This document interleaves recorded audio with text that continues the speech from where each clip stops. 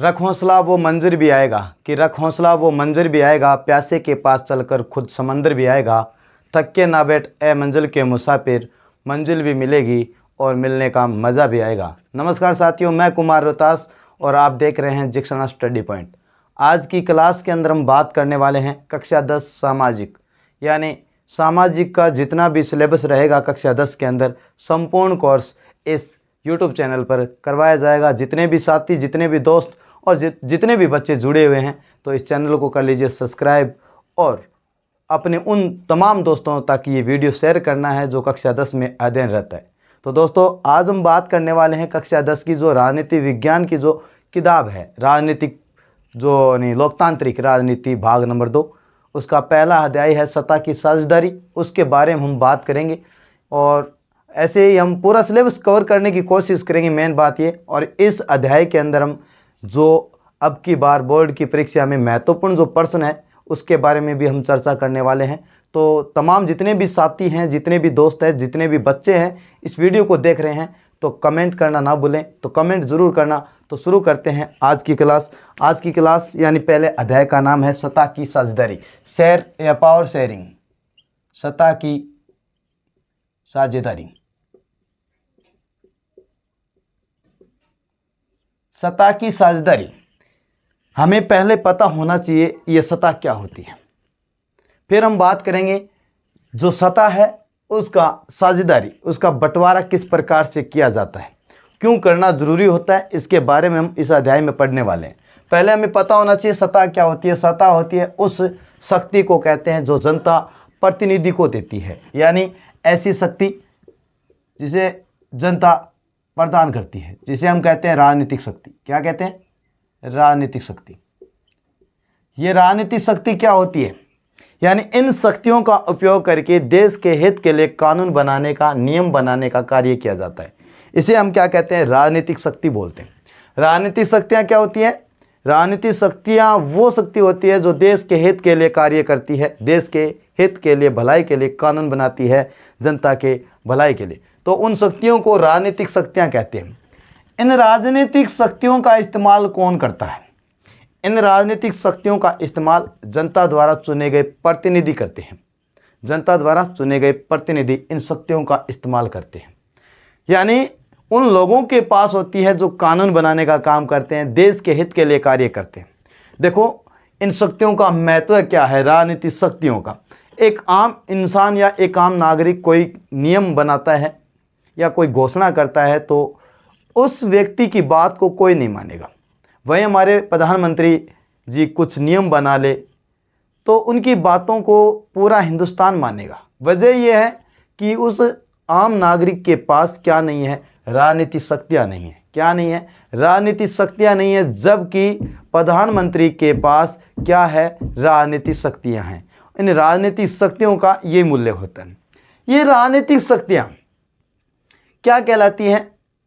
सत्ता कहलाती है। क्या कहलाती है? और सत्ता को हम बोलते हैं सरकार। क्या बोलते हैं? सरकार। जिस व्यक्ति के पास सत्ता होती है उसे हम सरकार बोलते हैं। और सरकार के बारे में हमने पढ़ा है, बहुत कुछ जाना भी है कि जो शासन व्यवस्था होती है उसे सरकार बोला जाता है। क्या बोला जाता है? शासन व्यवस्था को सरकार बोला जाता है। और शासन व्यवस्था किस प्रकार की है? हमने पढ़ा है 1 नंबर तानाशाही। तानाशाही शासन व्यवस्था होती है। हमने पढ़ा है राजतंत्र शासन व्यवस्था। हमने पढ़ा है लोकतंत्र शासन व्यवस्था। हमने इन 3 शासन व्यवस्था, और भी बहुत शासन व्यवस्था है, लेकिन मुख्यतः इन 3 शासन व्यवस्थाओं के बारे में हम जानते हैं थोड़ा बहुत कि क्या होती है। ये दो तानाशाही, राजतंत्र और लोकतंत्र, ये शासन व्यवस्था होती है जहां पर शासन चलाया जाता है। किस प्रकार का होता है? तानाशाही शासन, यानी उस शासन व्यवस्था को बोलते हैं जहां पर क्या होता है? एक व्यक्ति विशेष का अधिकार होता है, यानी जहां पर नियम बनाने का, शासन करने का काम सिर्फ एक व्यक्ति का होता है जो शक्तिशाली होता है। बात समझ में आ रही है? वो व्यक्ति क्या करता है? उस देश में कानून बनाता है, जनता के हित के लिए कानून बनाता है, अपने हित के लिए कानून बनाता है, और उसे हम तानाशाही शासन व्यवस्था बोलते हैं। वहीं हम बात करें राजतंत्र।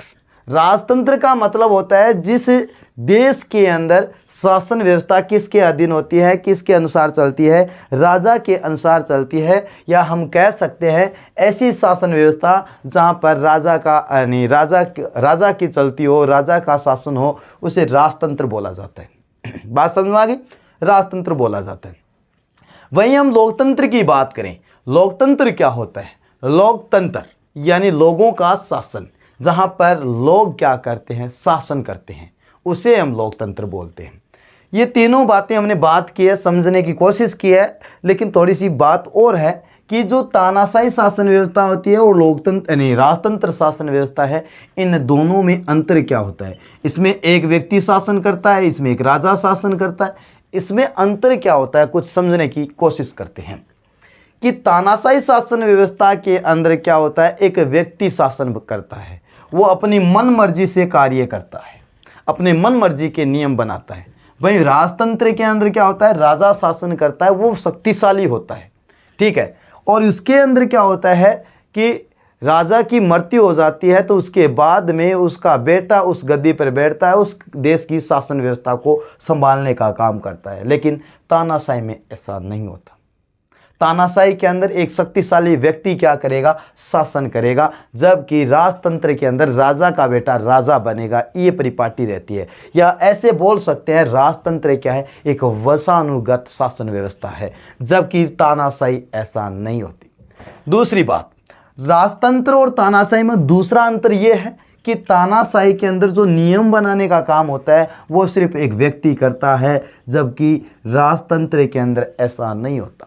राजा कोई नियम बनाता है तो पहले अपने दरबार के अंदर बिठाए गए जो विद्वान लोग होते हैं, महान लोग होते हैं, उनके बारे में उनकी सलाह ली जाती है कि मैं ये जो कार्य करने वाला हूँ क्या वास्तव में सही है, राजकाट के लिए सही है, अपना जो क्षेत्र विशेष के जनता के लिए सही है। फिर वो विद्वान लोग इस राजा को कुछ समझाने की बात करते हैं और फिर वो नियम बनता है तो बनाते हैं। यदि जनता या अपने लिए या राज्य के लिए हानिकारक है तो उस नियम को नहीं बनाते हैं। बात समझ में आ गई? दोनों चीज़ों में अंतर पूछा जा सकता है। लोकतंत्र, बात करेंगे लोकतंत्र के बारे में। लोगों का शासन होता है, क्या होता है? लोगों का शासन होता है, और ये किसके अनुसार चलता है? संविधान के अनुसार चलता है। क्या होता है? संविधान के अनुसार एक ऐसा दस्तावेज होता है जिसमें विधि विधान लिखे होते हैं, कानून लिखे जाते हैं, उन कानूनों के अनुसार देश को चलाया जाता है। उस देश जो कानून होते हैं उनको संविधान बोलते हैं, ठीक है। और वो संविधान लोकतंत्र के अनुसार या लोकतंत्र को चलाने का काम करते हैं। बात समझ में आ गई? अब संविधान के अंदर जो कानून होते हैं वो लोकतंत्र को चलाते हैं, लोगों के शासन की व्यवस्था की रक्षा करने का, नियंत्रण करने का कार्य करते हैं। वहीं हम बात करें संसद, संसद होती है। संसद के अंदर जनता द्वारा चुने गए प्रतिनिधि क्या करते हैं, यहाँ पर बैठते हैं। संसद के दो भाग बताए हैं, 3 अंग बताए हैं। संसद के 3 अंग होते हैं, लोकसभा, राज्यसभा और राष्ट्रपति। ये बात मैं इसलिए बता रहा हूं कि पाठ का जो नाम है वो सत्ता की साझेदारी है, और लोकतंत्र के अंदर सत्ता यानी राजनीतिक शक्तियों का बंटवारा होता है कि लोकतंत्र के अंदर यानी जो संसद होती है, संसद के 3 अंग बताए जाते हैं। उन तीनों के पास अलग अलग शक्तियां होती है। लोकसभा के पास अलग शक्तियां होती है, राज्यसभा के पास अलग होती है और राष्ट्रपति के पास अलग होती है। कोई एक अंग कानून नहीं बना सकता, कोई एक अंग कानून नहीं बना सकता। सभी की यानी इन तीनों की सहमति के बगैर कुछ भी नहीं हो सकता, कानून नियम कुछ भी लागू नहीं हो सकता। इन तीनों की स्वीकृति के बाद कोई कानून बनता है लोकतंत्र के अंदर। खास तौर में भारत की मैं बात कर रहा हूँ। तो इतनी बात मैं शायद मुझे ऐसा लग रहा है आपके समझ में आ चुकी है। ये जो सत्ता की साझेदारी है इसके बारे में हम बात करेंगे किताब के अनुसार। ये इतनी बातें आपको ध्यान होनी चाहिए। देखो आगे,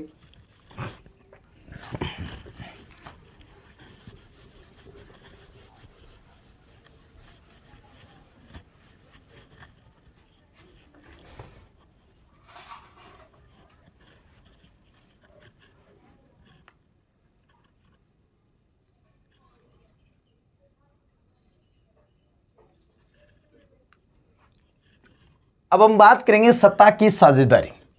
पाठ के अनुसार कि किसी देश के अंदर सत्ता का बंटवारा करना क्यों जरूरी है, क्यों महत्वपूर्ण है सत्ता का बांटना। कोई कार्य हम कर रहे हैं, उस कार्य को हम बांटने 2 व्यक्तियों के द्वारा 3 व्यक्तियों के द्वारा क्यों किया जाता है। बात समझने की है कि जो राजनीतिक शक्तियां हैं उनको बंटवारा करना महत्वपूर्ण क्यों है, और जिन देशों के अंदर बंटवारा किया गया उसके हालात किस प्रकार से रहे, जिन देशों के अंदर सत्ता का बंटवारा नहीं हुआ वहाँ पर हालात किस प्रकार से हुए। इस अध्याय में ऐसे 2 देशों की हम बात करेंगे जहाँ पर एक देश के अंदर सत्ता का बंटवारा होता है, दूसरे देश के अंदर सत्ता का बंटवारा होकर भी बंटवारा नहीं होता है, और वहाँ पर क्या होता है उस हालात को हम पढ़ेंगे, और जहाँ पर बंटवारा होता है उस हालात को हम पढ़ने वाले हैं। तो 2 देश कौन कौन से हैं? 2 देश हैं, एक तो बेल्जियम है और दूसरा हम पढ़ेंगे श्रीलंका।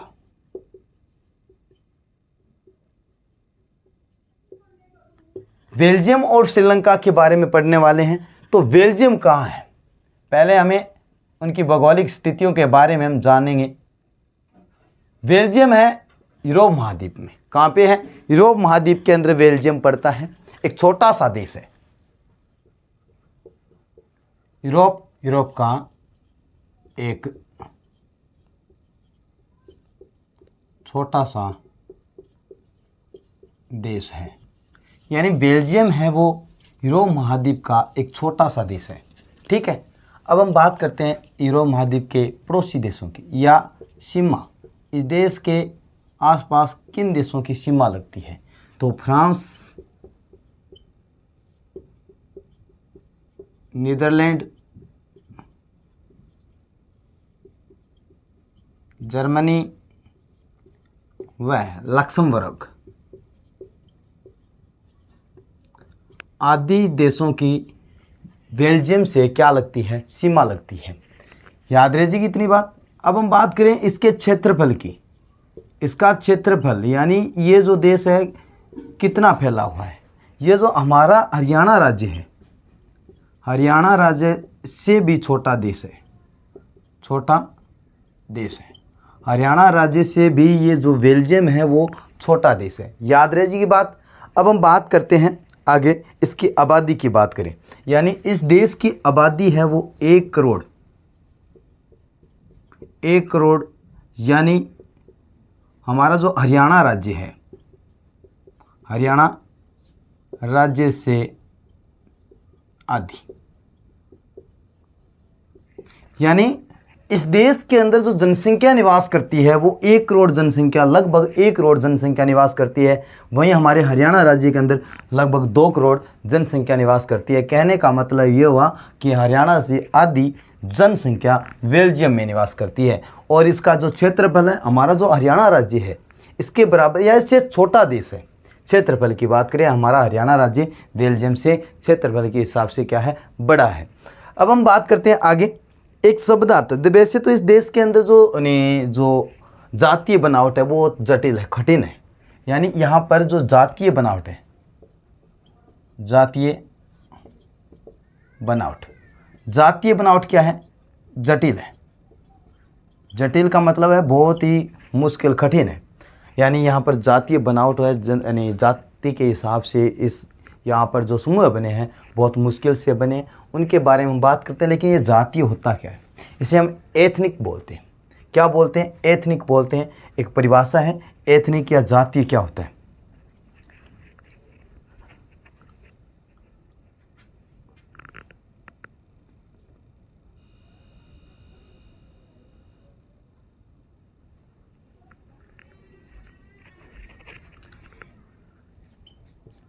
जातीय या एथनिक, इसकी परिभाषा आपको याद रखनी है। देखो, जाति या एथनिक यानी एक ऐसे सामाजिक विभाजन होता है, समाज का ऐसा विभाजन होता है जो अपने समाज से अलग होकर एक समूह बनाते हैं और वो अपनी अलग संस्कृति को अपनाते हैं। ये क्या होता है? जो समाज होता है, एक समूह होता है जो समाज से अलग होकर अपनी संस्कृति को अपनाता है, लेकिन ये जो संस्कृति जो अपनाता है वो पुराने समाज से मिली जुली होती है। तो ऐसे समाजों को हम बोल सकते हैं साझा संस्कृति आधारित सामाजिक विभाजन। साझा संस्कृति आधारित सामाजिक विभाजन भी बोल सकते हैं। इन समाज के सदस्यों का मानना है कि हमारे जो पूर्वज रहे हैं उनके अनुसार हमारे शरीर की और हमारी जो संस्कृति है वो एक जैसी है।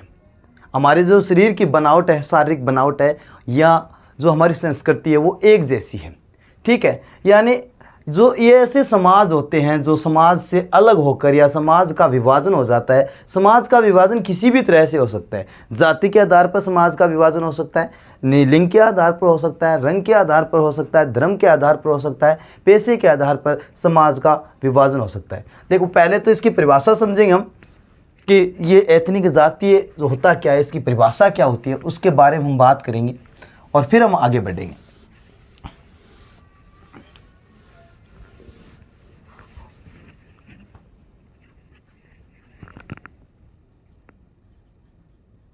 जातीय या एथनिक। जातीय या एथनिक होता क्या है? यह एक ऐसा सामाजिक विभाजन होता है जो समूह से अलग होकर क्या करते हैं, जो समूह अपनी अलग संस्कृति को अपनाते हैं, अपनी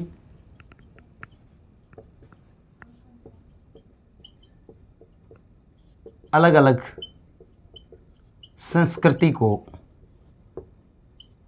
अपनाते हैं।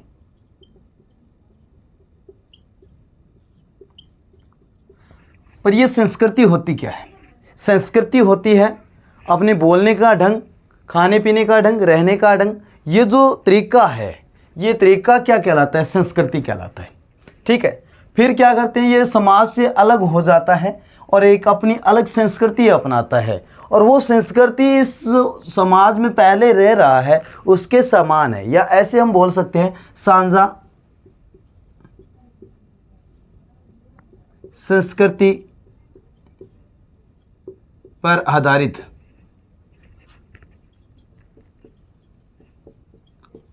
क्या होता है? सामाजिक विभाजन होता है। क्या होता है? सामाजिक विभाजन होता है। रह जाएगी इतनी बातें याद।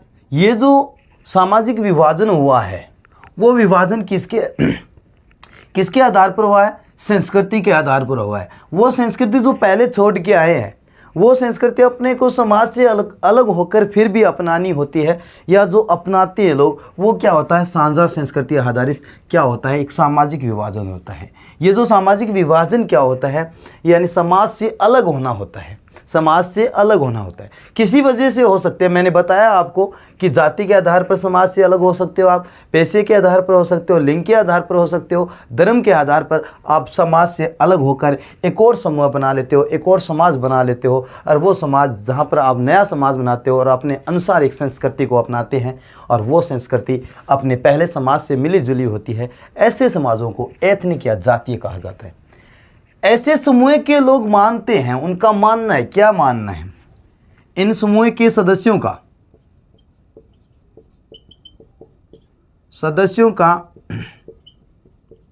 मानना है कि उनकी जो उत्पत्ति हुई है वो किससे हुई है? उनके पूर्वजों से हुई है। या उनको क्या मानना है उनका?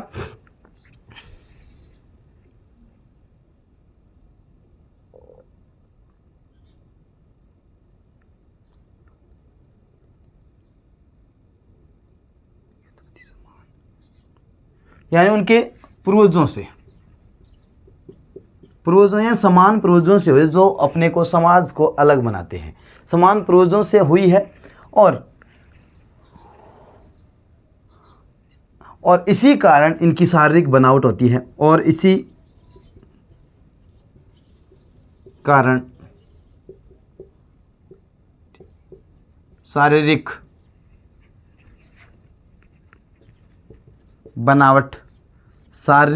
बनावट और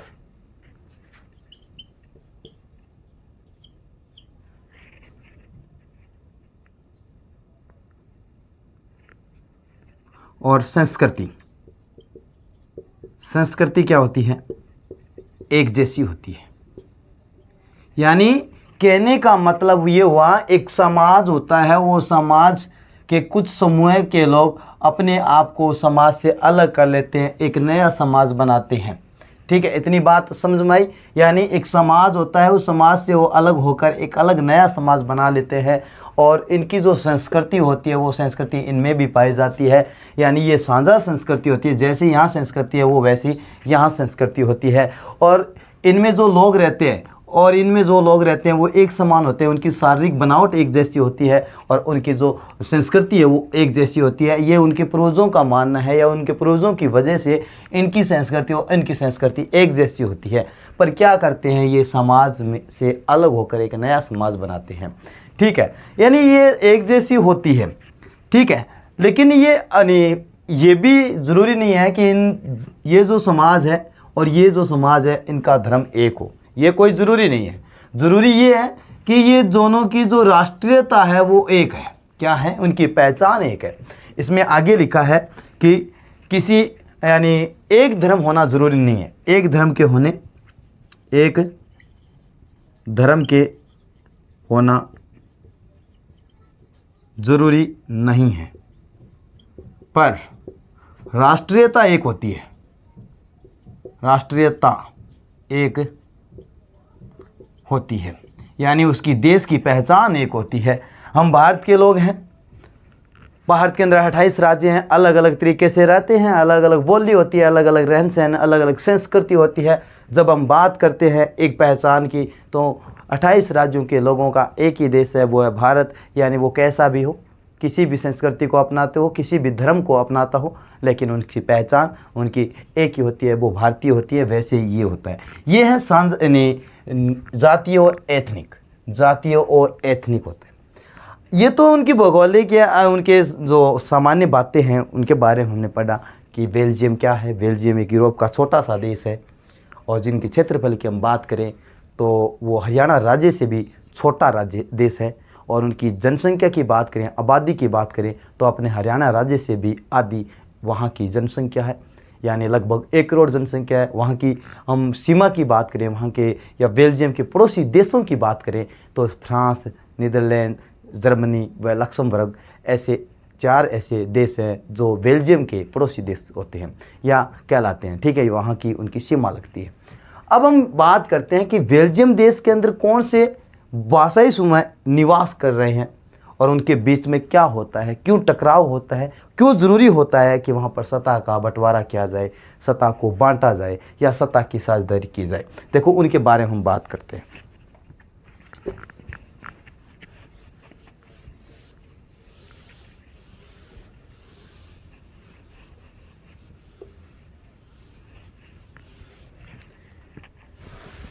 बेल्जियम,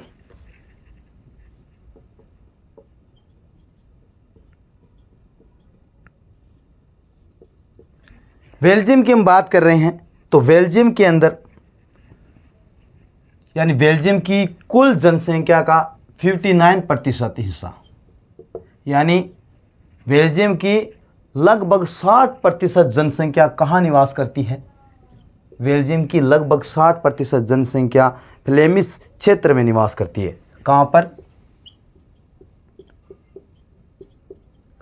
यानी बेल्जियम की लगभग 60 या 59% जनसंख्या फ्लेमिश क्षेत्र में निवास करती है, और वहाँ के लोग कौन सी भाषा बोलते हैं? डच भाषा बोलते हैं।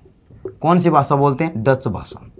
याद रखिएगी, यानी 59% जनसंख्या देश की या बेल्जियम देश की कुल जनसंख्या का 59% हिस्सा फ्लेमिश क्षेत्र में निवास करता है और डच भाषा बोलता है। याद रखिए। फिर हम बात करते हैं अगली लाइन।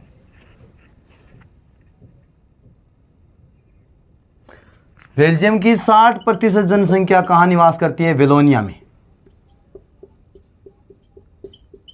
कहाँ पर? यानी 60% जनसंख्या वेलोनिया क्षेत्र में निवास करती है, और वहाँ पर फ्रेंच भाषा बोलते हैं। वहाँ के लोग क्या बोलते हैं? कौन सी भाषा बोलते हैं? फ्रेंच भाषा बोलते हैं।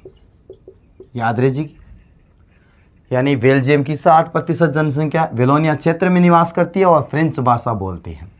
1% जनसंख्या, 1% जनसंख्या जर्मनी भाषा बोलते हैं। कौन सी? जर्मन।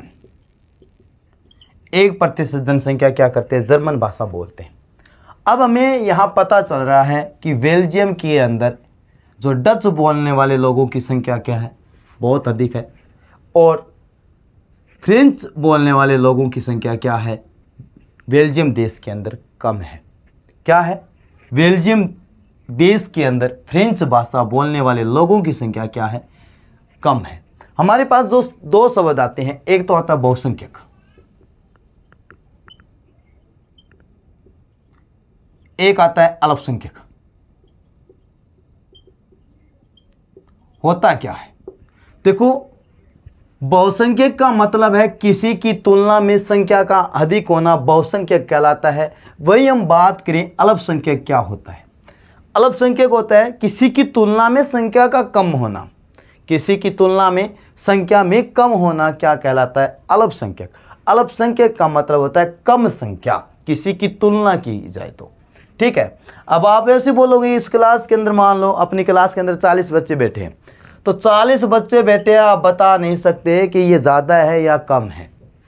आप दूसरी क्लास से तुलना करोगे कि वहाँ पर 50 बच्चे बैठे हैं, तब हम बता सकते हैं कि हमारी क्लास की जो जनसंख्या है वो कम है दूसरी क्लास की तुलना में। तो ये तुलना करनी होती है, दोनों के बीच में तुलना होती है, तभी हमें पता चलता है कि अधिक है या कम है। ठीक है। अब हम आगे बढ़ते हैं। इतनी बात समझ में आई है? यानी बहुसंख्यक कौन सी भाषा बोलने वाले लोग हैं देश के अंदर? डच भाषाई लोग हैं, वो सबसे ज़्यादा बोलते हैं देश के अंदर। और सबसे कम कौन सी भाषा बोलते हैं? फ्रेंच भाषा बोलते हैं। 40% लोग वेलोनिया क्षेत्र में निवास करते हैं और 59% लोग फ्लेमिश क्षेत्र में निवास करते हैं। याद रहे। अब हम बात करें इस देश की राजधानी, यानी बेल्जियम की जो देश है, उस देश की राजधानी का नाम क्या है? ब्रुसेल्स। क्या है राजधानी का नाम? ब्रुसेल्स। याद रहे। यानी बेल्जियम देश की राजधानी का क्या नाम है? क्या नाम है? बोलिए। ब्रुसेल्स। क्या है? ब्रुसेल्स। ठीक है।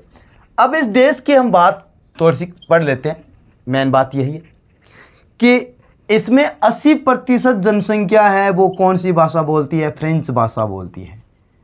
80% जनसंख्या, यानी देश की राजधानी में 80% जनसंख्या फ्रेंच भाषा बोलती है, जबकि 20% जनसंख्या क्या बोलती है? डच भाषा बोलती है। थोड़ा सा समझने की कोशिश कीजिए। यानी 80% जनसंख्या क्या बोलती है? फ्रेंच बोलती है। और 20% जनसंख्या क्या बोलती है? डच भाषा बोलती है। कहाँ पर? बेल्जियम की राजधानी यानी ब्रुसेल्स के अंदर। ब्रुसेल्स के अंदर क्या बोलती है भाषा? राजधानी। मोस्ट लाइन नहीं है। बेल्जियम की राजधानी का नाम बताइए तो आप बताओगे ब्रुसेल्स। देखो, ब्रुसेल्स के अंदर हम बात कर रहे हैं कि यहाँ पर 80% जनसंख्या फ्रेंच भाषा बोलती है, जबकि 20% जनसंख्या डच भाषा बोलती है। जब हम पूरे देश की बात करते हैं तो डच भाषा बोलने वाले लोग अधिक है, जबकि राजधानी की बात करते हैं तो फ्रेंच बोलने वाले लोग अधिक हैं। बात समझ में आ रही? जो कंडीशन अपने देश के अंदर है उससे उल्टी क्या है? राजधानी के अंदर है। पूरे देश के अंदर दबदबा किसका रहेगा?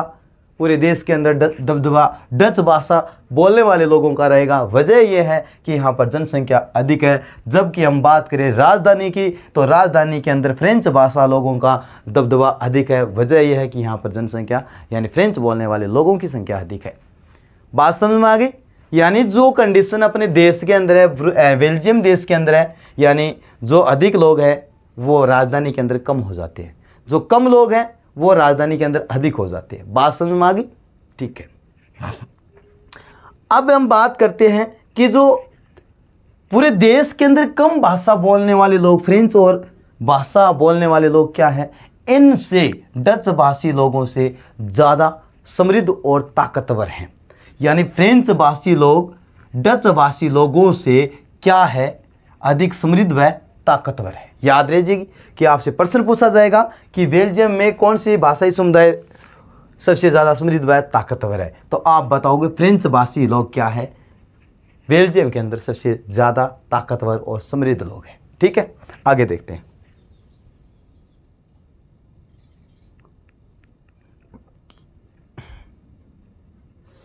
एक मिनट।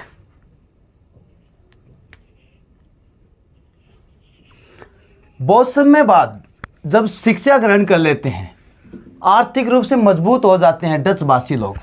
यानी डच भाषी लोग क्या करते हैं, कुछ समय के बाद में यानी आर्थिक रूप से शक्तिशाली हो जाते हैं और शिक्षा प्राप्त करने के बाद फ्रेंच की जो स्थिति है देश के अंदर समृद्ध व ताकतवर, यानी फ्रेंच क्या है, समृद्ध व ताकतवर है, ताकतवर है। इस स्थिति से ये लोग नाराज हो जाते हैं। डचवासी लोग क्या करते हैं, कुछ समय के बाद में वो शिक्षा प्राप्त कर लेते हैं, आर्थिक रूप से मजबूत हो जाते हैं, तो फ्रेंच लोगों से वो नफरत करना शुरू कर देते हैं कि देश के अंदर इनकी संख्या कम है फिर भी हमसे क्या है वो मजबूत है शिक्षा के मामले में और ताकतवर है पैसे के मामले में भी। लेकिन इस स्थिति से, इन कंडीशन से डच भाषी लोग नाराज़ हो जाते हैं। ठीक है, अब आगे देखिए, ये नाराज़गी बढ़ जाती है। ये नाराज़गी क्या हो जाती है, धीरे धीरे बढ़ना शुरू हो जाती है और नाराज़गी आगे बढ़कर एक बड़ा टकराव हो जाता है उस नाराज़गी से। वो नाराज़गी कब शुरू होती है, बेल्जियम के अंदर डच और भाषाई लोगों के बीच में, वो देखते हैं। ये नाराज़गी शुरू होती है 1950 और 1960 के दशक में। 1950 और 1960, 1950 और 1960 के दशक के बीच में, इन दोनों के बीच में यानी डच व फ्रेंच के बीच में क्या हो जाता है, तनाव शुरू हो जाता है।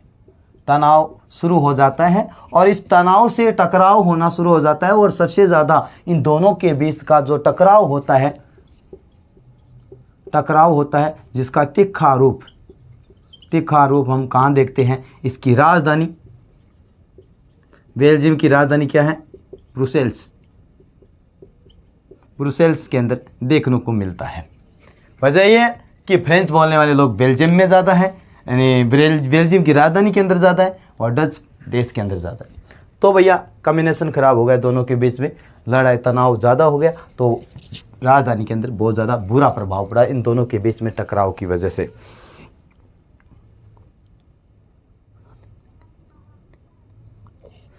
क्योंकि वजह यह थी कि डच भाषाई लोग हैं वो देश के अंदर जनसंख्या के मामले में अधिक थे, जबकि बेल्जियम के अंदर फ्रेंच बोलने वाले लोग संख्या में कम थे और धन और शिक्षा ताकतवर की वजह से वो मजबूत थे।